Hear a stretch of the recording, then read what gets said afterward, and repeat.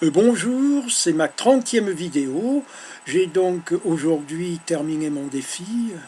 Je suis content d'avoir rempli ce contrat envers moi-même. Et ça a été une expérience enrichissante, hein, parce que c'était vraiment quelque chose de nouveau pour moi de faire des vidéos comme ça tous les jours pendant 30 jours sans relâcher. C'était pour moi un défi d'expression, de communication et d'improvisation. J'ai dû chaque jour activer mes ressources pour développer quelque chose à exprimer. Alors parfois j'ai réfléchi au problème, j'ai pris des notes et puis ensuite j'ai parlé là-dessus à propos de ce sur quoi j'avais travaillé auparavant. Souvent je ne l'ai pas fait, c'est-à-dire que j'ai vraiment improvisé complètement en ayant à peine réfléchi quelques minutes à ce que je pourrais dire aujourd'hui. Et à ce niveau, ça a été vraiment quelque chose d'enrichissant parce que j'ai dû apprendre quand même à m'exprimer de façon spontanée, à développer des points avec, j'espère, suffisamment de clarté. Et je ne me suis donc pas centré du tout sur la technique. J'ai fait tous les jours mes vidéos avec la webcam dans mon bureau. Je n'ai donc pas relevé un autre défi de faire des vidéos en extérieur, de changer les moyens filmés, de faire des retouches. Mais c'était aussi une difficulté, donc il n'y a pas de reprise, il n'y a pas de retouche. Il m'est arrivé quelquefois, surtout dans la première quinzaine, de simplement commencer une vidéo et puis entre au bout de 30 secondes, une minute, d'arrêter, voir que je bafouillais un peu, c'était pas assez clair, je m'avançais vers des choses où je n'exprimais pas assez clairement, et donc de recommencer à zéro, de recommencer du début. Mais chaque fois, il n'y a jamais eu de retouche, c'est toujours les vidéos faites d'un seul jet. C'est pour cela que la technique n'était pas du tout mon défi. Mon défi, c'était vraiment un défi d'expression, de voir ce que j'avais exprimé. C'était aussi découvrir justement les thèmes. Qu'est-ce que j'avais développé sur 30 jours. Alors bon, ça concernait bien sûr, je sais que ça avait concerné le développement personnel, la créativité, pourquoi pas aussi. Il fallait que je fasse qu'il y ait un peu de créativité de ma part, quoi. La spiritualité. Bon, je me suis orienté dans la deuxième partie de plus en plus sur le plan spirituel. J'ai développé un certain nombre de vidéos sur le courant miracle, à partir du courant miracle, parce que c'est une chose que j'ai pratiquée depuis maintenant plus de 10 ans. Ce que je retiens un peu aussi comme essentiel par rapport au message que j'ai voulu transmettre, c'est l'importance de la centration sur soi, de ne pas se laisser décentrer en étant happé par le monde extérieur.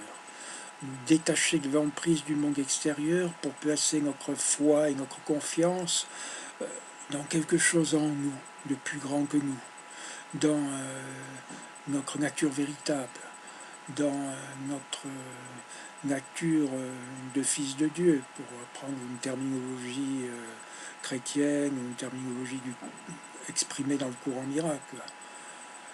Parce que bon, le monde, c'est vraiment quelque chose qui nous envahit sans cesse, en nous rappelant que nous avons besoin de ceci, besoin de cela, que nous désirons ceci. Mais le chemin véritable, c'est d'apprendre à se fier à cet infini invisible qui est en nous et qui, si on sait vraiment se centrer sur lui et nous abandonner dans cette confiance, peut nous combler au-delà de toute espérance. Parce que aussi longtemps que nous compterons sur des gens, sur des situations extérieures pour avoir la paix, nous ne parviendrons pas à trouver vraiment une satisfaction durable, à trouver une paix véritable. D'autre part, la conscience, se centrer sur la conscience, se centrer sur l'observation de soi, c'est vraiment s'apercevoir que tout ce qui existe dans le monde extérieur n'existe qu'en tant qu'activité de la conscience. Nous projetons à l'extérieur ce qui est à l'intérieur de nous en tant qu'être spirituel.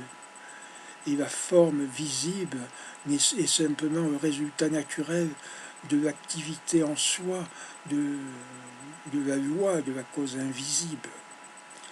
Donc, nous apercevoir que toute chose, au fond, est l'expression d'état de conscience et que notre pouvoir en ce monde est un pouvoir d'interprétation.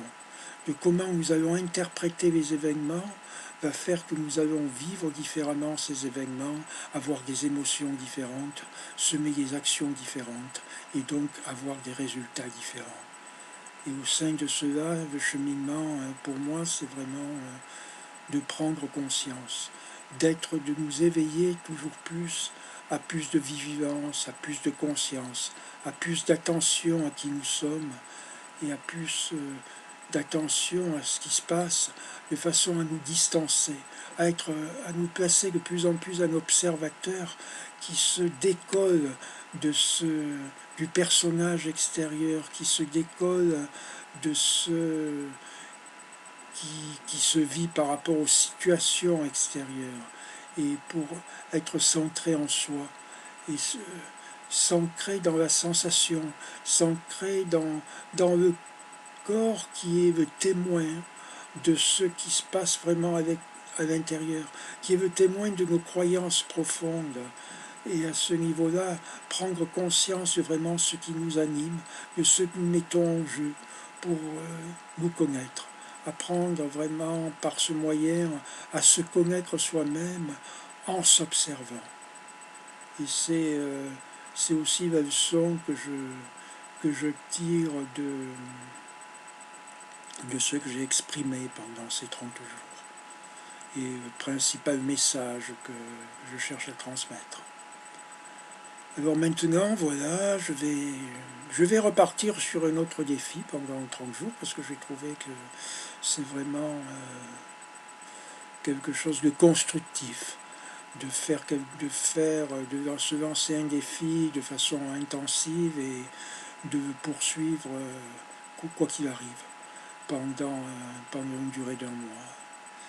Et donc ce défi ne sera pas sur vidéo, ce sera un défi personnel que je vais mettre en place à partir de demain.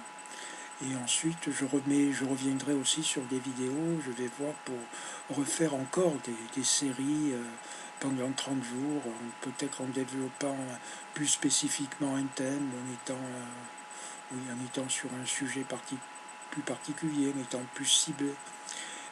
Et puis apprendre aussi, à améliorer sur le plan technique, à perfectionner sur le plan de l'expression aussi. Je vais profiter de ces temps où je ne vais pas faire de vidéo pour reprendre, réfléchir quel défi je pourrais à nouveau mettre en place au niveau vidéo pour poursuivre cette chaîne YouTube. Et puis aussi apprendre au niveau technique pour pouvoir faire des montages, faire des retouches, ce qui est quelque chose d'essentiel pour faire de bonnes vidéos, mais qui n'était pas mon but ici, qui était vraiment pour ce défi un but vraiment d'expression et d'improvisation. Et à ce niveau-là, je suis heureux de l'avoir rempli au mieux de mes possibilités actuelles dans le temps que je m'étais imparti. Alors pour ceux qui m'ont écouté éventuellement ou qui m'écouteront, je vous remercie et si vous avez des suggestions à m'apporter, c'est bienvenu. Merci et à bientôt.